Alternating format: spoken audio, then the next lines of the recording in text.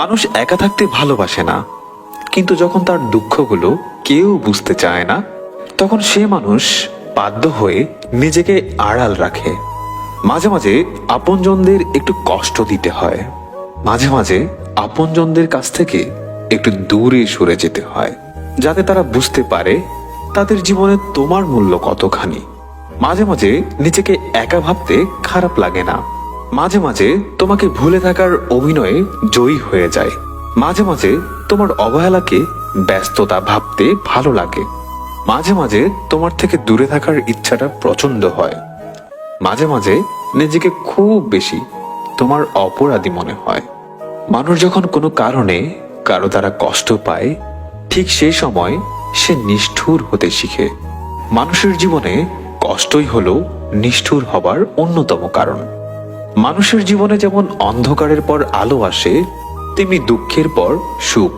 তাহলে আমরা যদি একটি নতুন আলোর জন্য অপেক্ষা করতে পারি, তাহলে দুঃখের পর সুখের জন্য কেন নয়?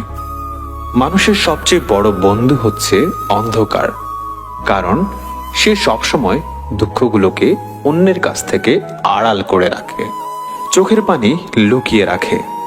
আর সবচেয়ে বড় শত্রু হচ্ছে আলো, কারণ সে মানুষের সব দুঃখ কষ্টকে অন্যের নিকট খুব সহজেই প্রকাশ করে দেয়, যদিও বা আমরা অন্ধকারকেই শুধু দূরে ঠেলে দেই আর আলোকে খুব কাছে টেনে নিই।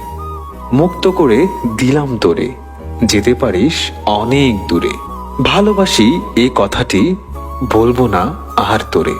সুখে যদি থাকিস তুই, আসিস না আর ফিরে।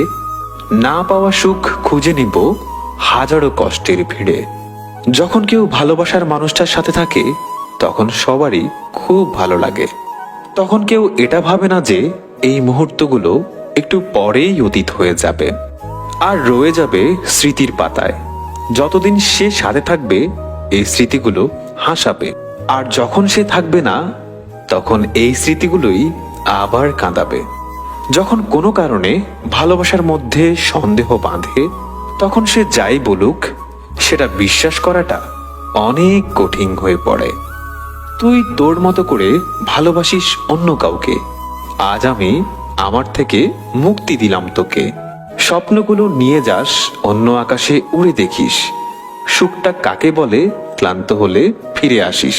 আমার চেনা ঘরে কখনো যদি চোখের পাতা ভিজে যায় জলে, বুঝতে পারবি পাঁজর ভাঙার কষ্ট কাকে বলে। মেঘ ভেবেছিলাম তোকে, কিন্তু বৃষ্টি হয়ে এলি, আমার যত স্মৃতি ভিজিয়ে দিয়ে গেলি। হয়তো কালকে সবার মতো তুইও আমাকে ছেড়ে যাবি। মনে রাখিস, হাত বাড়ালেই তুই শুধু আমায় খুঁজে পাবি।